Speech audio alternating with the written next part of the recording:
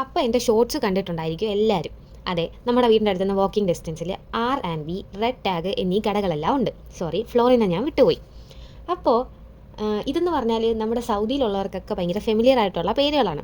നമ്മൾ നാട്ടിൽ trends, Yousta, studio, പിന്നെന്തുവാ, പിന്നെ രണ്ടുമൂന്ന് കടകളൊക്കെ ഇല്ലേ, അതുപോലത്തെ കടകളാട്ടോ. പക്ഷേ ഇപ്പോൾ ഇവിടെ നിലവിൽ ഓഫേഴ്സ് നടന്നുകൊണ്ടിരിക്കുക. ഇതെന്ന് പറഞ്ഞാൽ ഇതിലിപ്പോൾ ഞാൻ ഇപ്പോൾ നിൽക്കുന്നത് റൈറ്റ് നൗ നിൽക്കുന്ന റെഡ് ടാഗിലാണ്. സോറി, R&B എന്ന് പറയാൻ പറ്റുന്ന റെഡ് ടാഗിലാണ്. ഇതൊരു കംപ്ലീറ്റ് പാക്കേജാണ്. ഇവിടെ ഇല്ലാത്ത ഒരു സാധനവും ഇല്ല. കട്ട്ലറീസ് ആയിക്കോട്ടെ, അതുപോലെ തന്നെ നമ്മുടെ വീട്ടിലേക്ക് വേണ്ടിയിട്ടുള്ള തലക്കടി, കുഷൻസ്, ഡെക്കറേറ്റീവ് ഐറ്റംസ്, ബെഡ്ഷീറ്റ്, അങ്ങനെ എൻ്റയർ സാധനങ്ങൾ ഇതിൻ്റെ അകത്തുണ്ട്. ഇൻക്ലൂഡിങ് ഡ്രസ്സ്, ഫുഡ് വെയർസ്, കുഞ്ഞുങ്ങളുടെ ഡ്രസ്സുകൾ, സോഫ്റ്റ് ടോയ്സ്, അല്ലാതുള്ള ടോയ്സുകൾ, മേക്കപ്പ് ഐറ്റംസ്, ഹാൻഡ് ബാഗ്സ്, അങ്ങനെ ഒരു വീട്ടിലേക്ക് വേണ്ടിയിട്ടുള്ള ഒരുമാതിരി അത്യാവശ്യമുള്ള കുറേ സാധനങ്ങൾ ഇവിടെ ഉണ്ട്. അതുമാത്രമല്ല, ട്രസ്റ്റ് മീ ഗായ്സ്, അടിപൊളി ഓഫർ നടന്നുകൊണ്ടിരിക്കുക കേട്ടോ.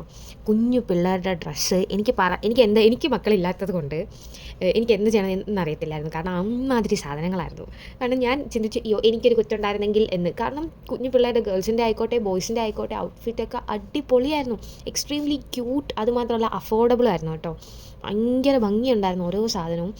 പിന്നെ ക്യൂട്ട് ഐറ്റംസിന് വേണ്ടിയിട്ട് ഒരു സെക്ഷൻ തന്നെ ഉണ്ട്. അത് 5 റിയാൽ, 10 റിയാൽ, 15 റിയാൽ, ഈ ഒരു റേഞ്ചിലൊക്കെയാണ് അതിൻ്റെയൊക്കെ റേറ്റ് പോകുന്നത്. നമ്മുടെ വീട്ടിൽ ഡെക്കറേറ്റീവ് ഐറ്റംസ് ആയിട്ട് വെക്കാൻ പറ്റിയത്, പിന്നെ കുഞ്ഞുങ്ങൾക്ക് കളിപ്പിക്കാൻ വേണ്ടിയിട്ടുള്ളത്, കുഞ്ഞുങ്ങളെ പറ്റിക്കാൻ വേണ്ടിയിട്ടുള്ളത്, പിന്നെ ഈ ടേബിളൊക്കെ ഡെക്കറേറ്റ് ചെയ്യാൻ പറ്റുന്നത്, അതുപോലെ തന്നെ പാത്രങ്ങൾ, എല്ലാ സാധനവും ഉണ്ടായിരുന്നു. ഞാൻ കുറേ സാധനങ്ങൾ വാങ്ങിയിട്ടുണ്ടായിരുന്നു. പക്ഷേ ഞാൻ വാങ്ങിയ സാധനങ്ങളുടെ ഒരു വീഡിയോ എടുക്കാൻ ഞാൻ വിട്ടുപോയി. അത് വേറൊരു കാര്യം.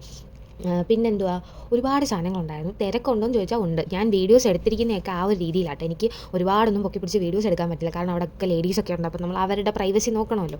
സോ ഞാൻ അതും കൂടെ നോക്കിയിട്ടാണ് ഞാൻ വീഡിയോസൊക്കെ എടുത്തിരുന്നത് കേട്ടോ. ഒരുപാട് സാധനങ്ങൾ 5 റിയാലിനുണ്ടായിരുന്നു. വെറും 5 റിയാലിന് ഒരുപാട് സാധനങ്ങൾ. ഞാൻ ഞെട്ടിപ്പോയെന്ന് പറഞ്ഞാൽ അങ്ങനത്തെ സാധനങ്ങൾ ഒരുപാടുണ്ടായിരുന്നു 5 റിയാലിന്. ബുക്സ് ആയിക്കോട്ടെ, ജേർണലിംഗ് ബുക്സ് ആയിക്കോട്ടെ, പെൻസില്, അതൊക്കെ 5 റിയാലേ ഉണ്ടായിരുന്നുള്ളൂ. പിന്നെ ഒരുപാട് കീ ചെയിൻസ് ഉണ്ടായിരുന്നു. നമുക്ക് യൂസ്ഫുൾ ആവുന്ന തരത്തിലുള്ള ഒരുപാട് സാധനങ്ങളൊക്കെ 5 റിയാലിനുണ്ടായിരുന്നു കേട്ടോ. പൗച്ചുകൾ, പിന്നെ നമ്മൾ ഈ കോയിൻസൊക്കെ ഇട്ട് വയ്ക്കാൻ പറ്റിയ കുഞ്ഞു ബാഗുകൾ, അതൊക്കെ 10 റിയാൽ, 15 റിയാലിനൊക്കെ. 5 റിയാലിന് അത്യാവശ്യം കുറച്ച് നല്ല സൈസുള്ള സാധനങ്ങളുമൊക്കെ ഉണ്ടായിരുന്നു കേട്ടോ. ഞാൻ ഒരുപാട് സമയമെടുത്ത് നോക്കി. ഞാൻ ഒറ്റയ്ക്ക് ഉണ്ടായിരുന്നുള്ളൂ. എനിക്കിങ്ങനെ ഒറ്റയ്ക്ക് പോയി നിന്ന് നോക്കിയൊക്കെ സാധനങ്ങൾ വാങ്ങുന്നതും കാണുന്നതും ഭയങ്കര ഇഷ്ടമുള്ള ഒരാളാണ്.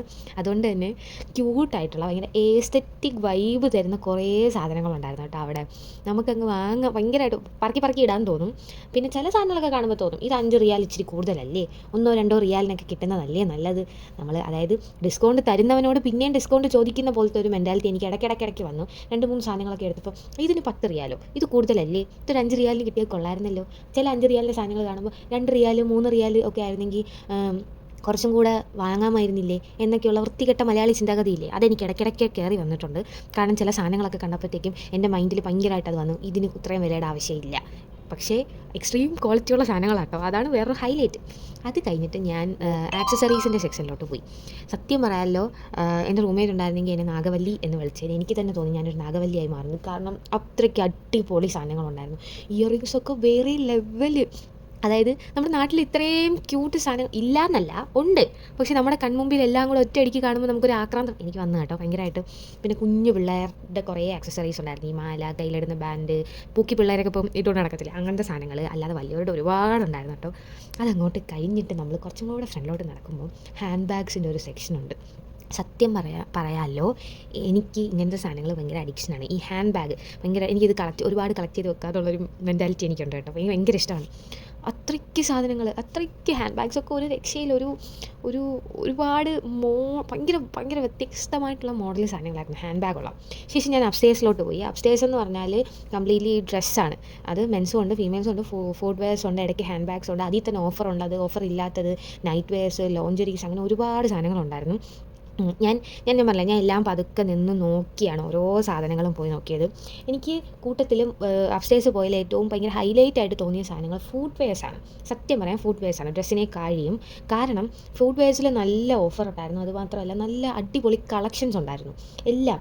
അതായത് നമ്മൾ വീട്ടിലിടുന്ന സ്ലിപ്പേഴ്സ് തൊട്ട് പുറത്തിടുന്ന ഫ്ലിപ്പ് ഫ്ലോപ്പ്, അതുപോലെ തന്നെ ഷൂസ് ആയിക്കോട്ടെ, എല്ലാം ഭയങ്കരമായ മോഡൽസ് ഉണ്ടായിരുന്നു. ബൂട്ട്സൊക്കെ ഒരു രക്ഷയില്ലായിരുന്നു, അത്രയും നല്ല ക്വാളിറ്റിയിലുണ്ടായിരുന്നു.